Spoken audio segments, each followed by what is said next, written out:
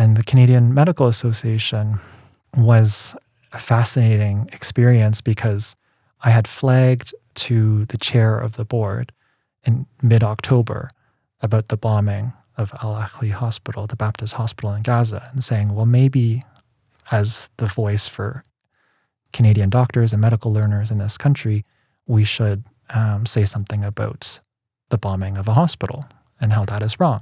And in fact, the Canadian Medical Association has done the same in a different context in Ukraine by saying bombing hospitals are wrong there.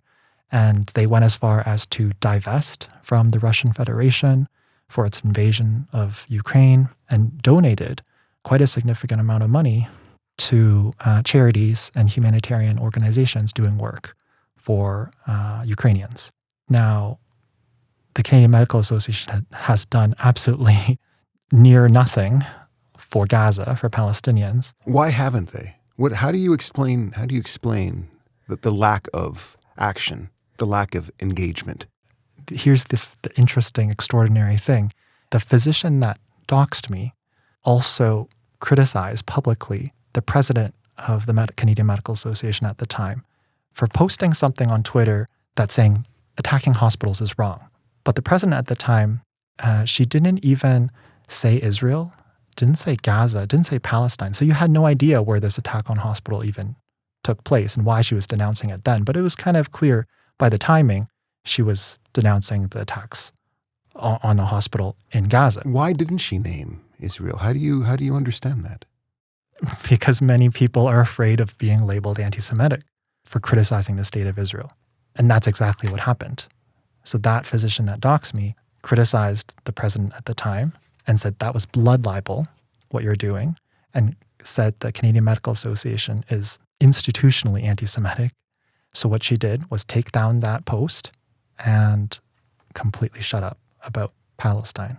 And I later learned that the Canadian Medical Association actually apologized directly to that physician who doxed me. And their statement that they previously kept referring back to and saying, oh, we've spoken up about Israel-Palestine, is buried within a statement about physician wellness, that they want to keep everyone happy.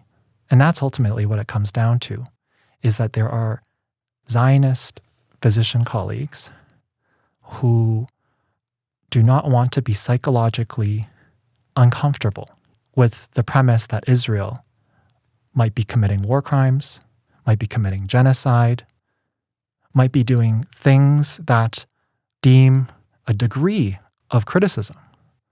And there are colleagues that are afraid of these colleagues, and they're afraid of being labeled things that they are not, being labeled as racist, as inflammatory, as hateful, as anti-Semitic, for simply wanting to explain to the world what we're all seeing, that bombing hospitals is wrong.